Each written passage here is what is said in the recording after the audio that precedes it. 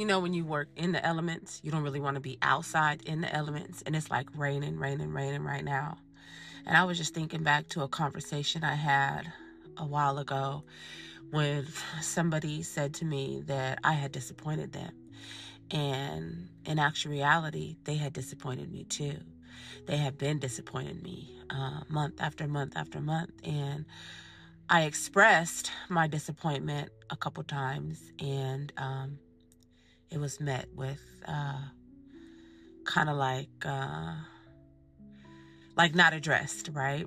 And so when they expressed that to me, I thought to myself, but you've been disappointing me. Although I didn't disappoint because I meant to. We don't ever mean to disappoint each other, right? But I held my tongue because of what they're going through. And yeah.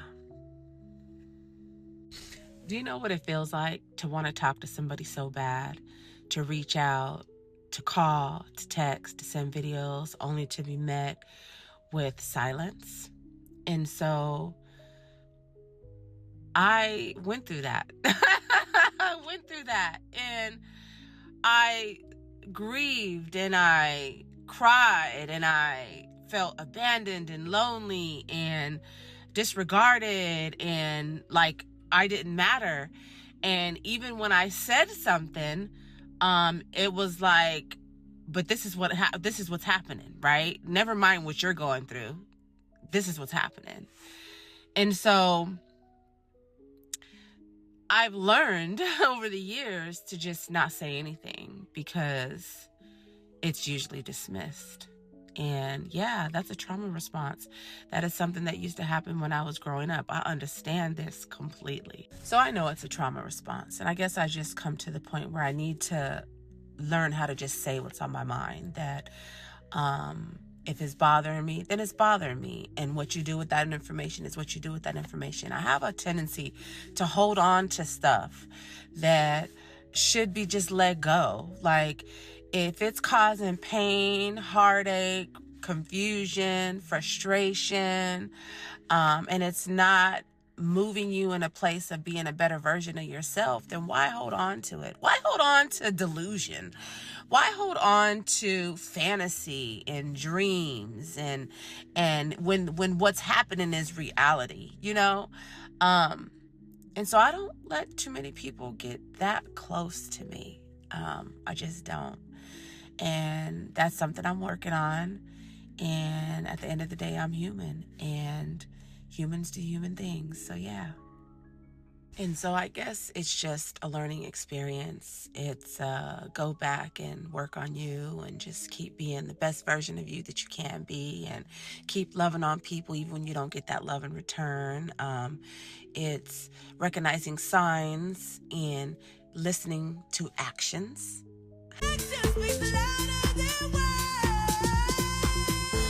Yes, listening to actions, not just listening to words, but listening to actions. Because a lot of times the words and the actions don't match. And I want to see the good in everybody. I want to believe that everybody is a good person, and that we just have bad moments, and not find fault in anybody, just like I would hope people don't find fault in me.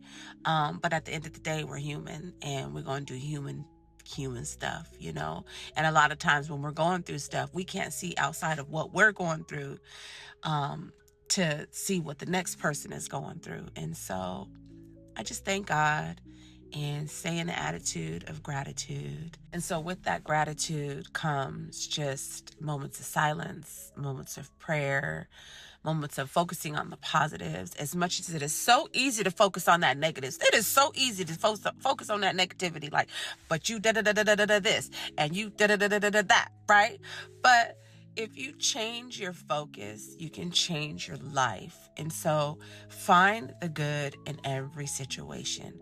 Maybe it's not happening the way you expected it to, or the way it was promised to.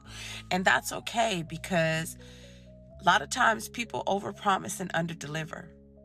And it don't matter how many times you bring that to attention, it just don't get it.